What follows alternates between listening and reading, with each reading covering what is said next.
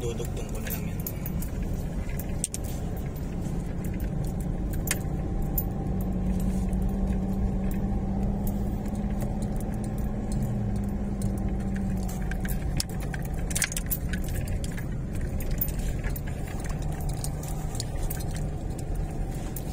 So ayan po, isang makulimlim na umaga sa inyong lahat mga kaserbisyo. So shoutout po muna pala sa nagpahiram ng pick-up. Sa nagpahiram po ng sasakyan ito, ay hatid lamang po namin yung mga kailangan sa pugad ng Agila. Ayan, nandito na kami ngayon sa kahabaan ng Mount Parawagan, na kung saan ay may ihahatid kaming importanteng gamit sa taas, kasama ang mga nabitin. Kumanso yata yung mga anak ni Kabady, kasi si Kabady ay masama pa ang may karamdaman pa. Ang ating mabait at masipag at maaasahan sa radio communication, si Kabady. Si Double O po yun, ng Eagle. Kasama namin ang kanyang anak na si Rudy, si Mark, yan, si Eagle 4. Ikaw ba, sir? Ano bang call sign?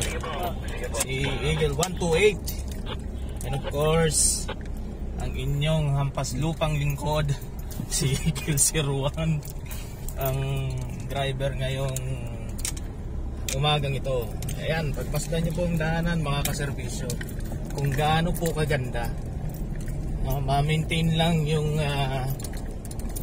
communication status ng ating handheld two-way radio na ginagamit po ng ating lokal na pamahalaan ng bayan ng Montalban. Kasi pag hindi namin to i-maintain, syempre sa amin ang sisi niyan. Bakit hindi namin napapanatili yung ganda ng communication on air? Sige, good luck. Sana makarating kasi umulan kagabi. Umulan kasi kagabi, kaya medyo malalalim yung hukay ng iba yun. Magas. Napanot yung ibang daan eh. Napanort. Sa mga nakakapanood ng video ito, episode 7 na po ng aming pagbablog dito sa Mount Parawagan, Season 2. Ang Season 2. Nung una ay nakamotor kami, binaybay po namin, tinur namin kayo kung paano po yung daan papuntang Mount Parawagan. Yan naman, naka 4 wheels kami gamit yung pickup strada ni Agila, ni Boss Eddie Magalso. Talaga namang hindi kami matiis. Kahit na may importanteng lakad siya, pinagamit sa amin yung kanyang sasakyan. Kung tawagin natin minsan sa 10 codes ay 4-5. Madala lamang yung mga kailangan dun sa taas, kasi tagtiyot ngayon dun walang tubig yung bukal ngayon dun sa taas, dahil merong isang unggoy na nagloko. Kailangan namin madala yung dalawang mga makikisig na ito doon, na sila na muna magbabantay. Ayan, ang ganda rito. Yeah, sa mga merong dyan, 4x2, kaya naman 4x2, pero masaya naman kung 4x4 para walay hassle. Walay kuskus balong. Walay kuskus balungos ang ahon. Pero ito naman 4x2 tong sasakyan ni Boss Eddie. Kaya naman. Ahon nga Huwag lang maulan, kasi pag maulan talagang wala kang laban. Kahit ATV o UTV, tataog dito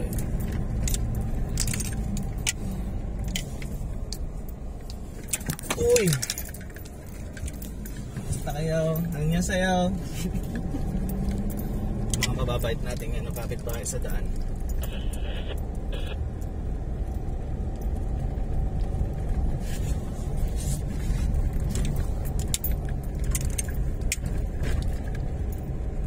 Yan, samahan nyo kami guys. Samahan nyo kami kaserbisyo sa pag-ahon ng pugad ng agila. Tapos pasukan natin ng mga kentoy ng music. Sitsinitsin ang ibang mahal. Kaso lang ikaka-upgrade na naman ni YouTube yun eh. Partially block nyo na naman eh. Kahit maraming nanood, kahit million views yung matatanggap mo, tapos gumamit ka ng copyright music, kaya hindi nila binibilang. So, mas mainam pang walang background music eh. Daldal ka na lang. Yun o, may mga ano na rito, champo-champurado.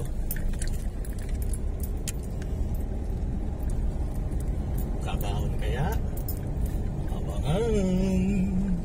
Pero pagkiramdam ko kaya yan.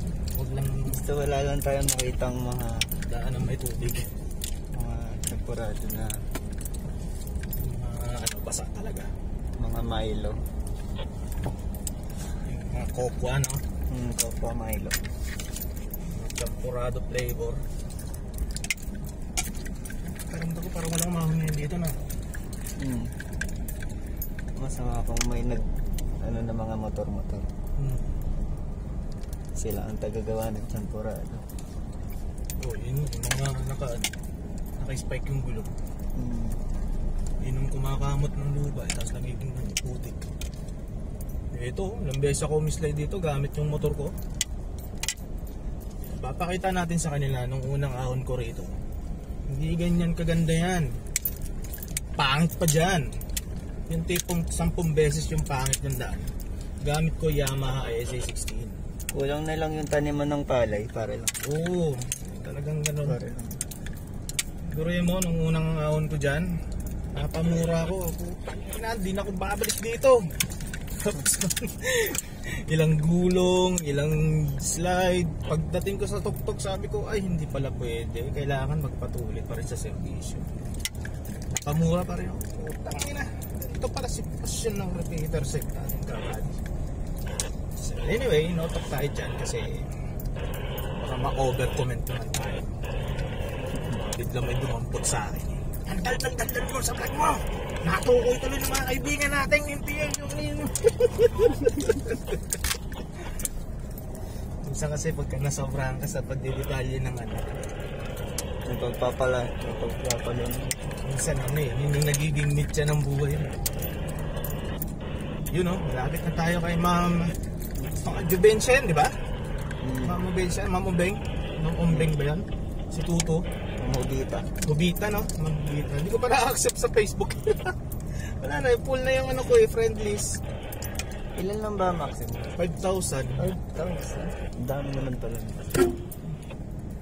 Hindi kaya. Oo, tsaka yung... Kapag ko lang naman. Post mo na natin. Post mo.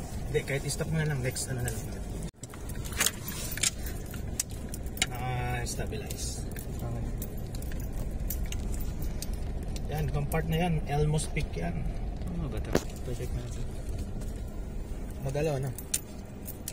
Tama naman na. Ayan, tama. Naka-stabilize.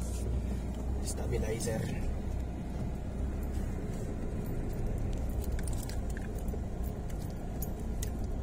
Ito na. Ang huling aahunan natin na tawag dito trekking. Kailangan dito pagkakaroon ka, samahan mo ng lakas ng loob. Tapos iba yung pag-iingat kasi Pag na-stop, nako po. maling maling banat mo lang dito, may paglalagyan kayo lahat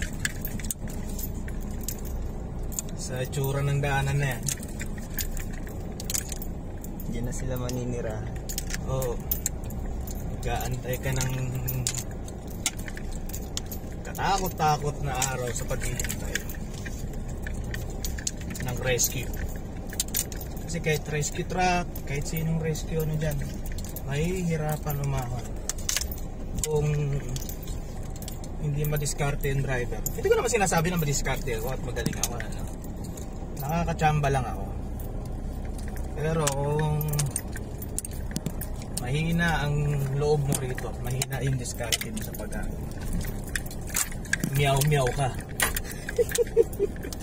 Paglalagyan ka talaga.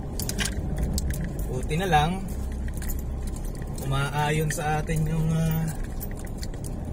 panahon na talaga namang hindi rin tayo ipinapahiya ni Mr. Estrada.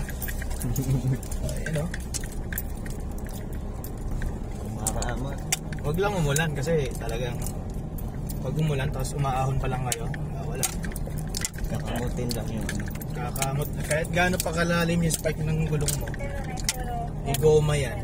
Uhukay na lang siya. Uhukay yan. Hindi katulad ng ginagawa ng iba rito, yung mga may mga motor. Pag umuulan, diskarte nila, binabalot nila ng kadena yung gulong nila.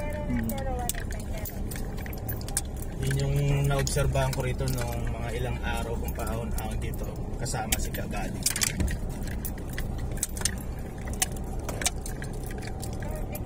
Purpose nga pala, baka nagtataka kayo bakit paulit-ulit kami umaahon dito. Ang trabaho kasi namin ay mag-maintain na ulitin ko, mag-maintain na ng signal ng communication. Yun ang trabaho namin dito. Lalo na ngayon magtatagulan, mapapadalas na yung ulan. Siyempre pagka umuulan kumikidlat, yung tower natin dyan kidlatin. Wala pa kasi yung bagong tower na ilalagay dyan. Kaya yun yung dahilan kung bakit napapadalas yung pag-aawon namin dito. Ay, nabusog ako sa Gatorade. Ito na. Dito kami dito kami tumaob ni Charot. Kung maalala niyo yung part 5 na title, part 5 ng Parawagan. Dito kami tumaob noon, nabitin ako. Try wheels kasi, tapos loaded. Hindi naman overload loaded, pero siguro hindi ko pa masyadong kabisado yung chariot. Ayun, pinaglagyan kami. Tamang tamang muscle pain. Tamang aray. Tamang endurance.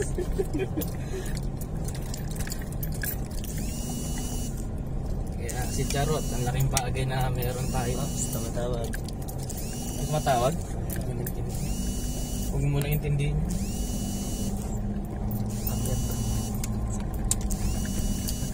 So ito na, nagpasa na natin yung summit view.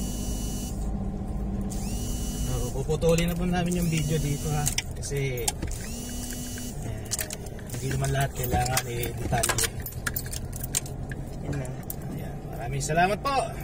See you on my next vlog.